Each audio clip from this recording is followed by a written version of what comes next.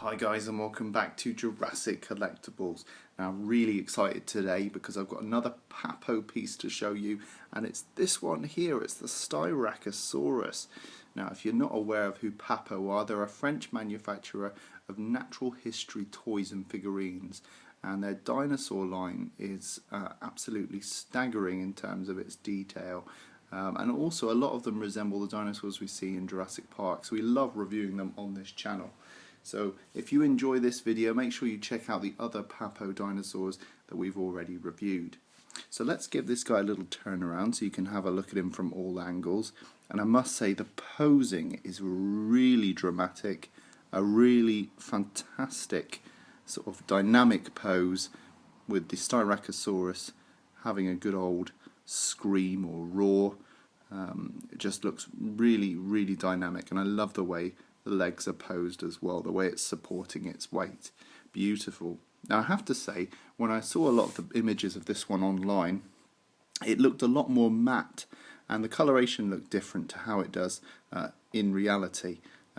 These pinker areas look a lot more pink, and actually the body looks a lot less pink than actually in the photographs that you see online. You can kind of see the gloss here as I rotate him in the light. Now in the photographs online he looks a lot more matte, so I'm not sure if that's coming up on the camera, but it's just much more glossy in real life. Okay, let's get a closer look at this one.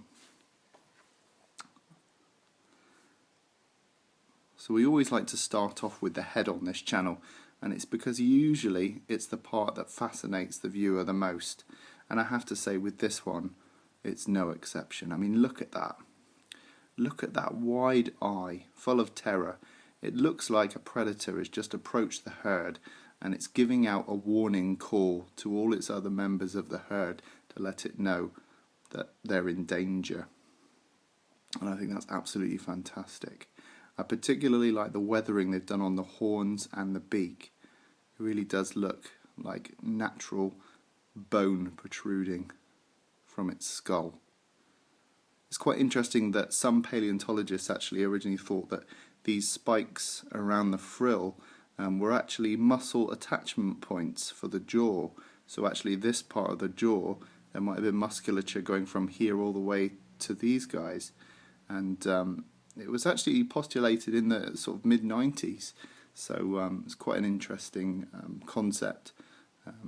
I'm not sure if any paleontologists sort of go with that idea anymore, but still it's a very interesting idea. You can see the interior of the mouth has been carefully sculpted and painted and weathered. Really nice. And I really like the coloration on the frill there. Makes it look like it's trying to sort of look like another animal on its frill. In nature, sometimes you'll see an owl or another creature like a butterfly trying to make itself look like it's a bigger animal than it actually is by having false eyes, and it seems like they've done this here. They sort of evolved to have false eyes, which is that's quite a nice little attention to detail up there. So as we carry on down the neck, you can see there's some lovely sculpt work there. Beautiful musculature around the shoulder area here. Really nice, and also it carries on down the arms. You can see these beautiful sculpted feet. It's beautiful. Just really nicely sculpted. You got these nice sort of folds of compression here where the tail is butting against the back leg. Just really nice. On the underside, I love the range of colours. I mean, if you look at this underside here and then you look at the top, look at the range of coloration that you get, and that's really natural looking and just beautiful. Really nice attention to detail. I love these little ridges going along his back. Really cool. And I also love all the flecks of paint here around the scales. I mean, Papo puts so much detail into their figurines. It really is like a collector's piece. It's not just a toy or a dinosaur figurine. It really is a lovely piece to own and have on display. So I'm going to enjoy having this one on the shelf. If you look there behind the frill, you can see the paintwork actually ends quite abruptly there, and I'd probably say that's the only flaw on this piece, but to be honest, you hardly ever see that. So they've actually put it in an area where you're, not very often going to see it. I really love these little bony protrusions across the top of the eye as well. Really nice decoration, and of course the beak there is really nice. So I have to honestly say I think this is probably one of the best sculpts I've seen from Papo. I really buy it in terms of its posing and also the amount of detail they've put on. It's just a fantastic sculpt, and the paint job is really nice and naturalistic too.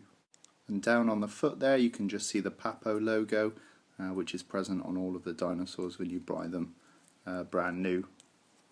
And here it's just got a bit more information about Papo and the age ranges, that it's not suitable for children under 3.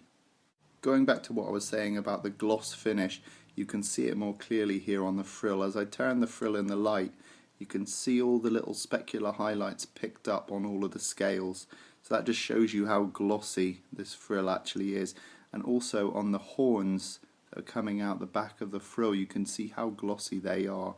So when you look at this thing online in promotional images, it's important to note that there is quite a gloss finish on this one. Okay, so size comparison time. Let's bring in the classic Papo Green T-Rex. Now, if you haven't already, make sure you enter the competition on the main page, because one of the prizes is this guy here, along with some other goodies as well.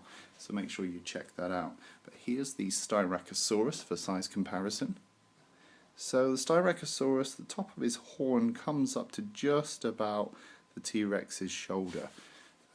So he's about half the size of the T-Rex. So it's quite a sizable herbivore, not as big as the Triceratops, but still quite a nice looking sizable herbivore to add to your collection. So there we have it, guys. That was the Papo Styracosaurus. I have to say, this is one of my personal favourites. I know it's not a Jurassic Park-like dinosaur, but it really is a beautiful piece, and it's definitely up there as one of my favourite Papo dinosaurs, along with the green Tyrannosaurus Rex. And I know that's saying a lot, and also the Allosaurus, which I really like as well.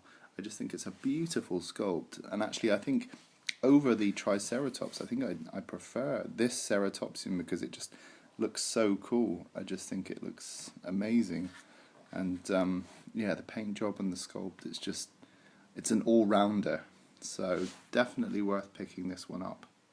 Okay guys, don't forget to rate, comment and subscribe. Check out the other Papo videos if you haven't already, and I'll see you in the next video.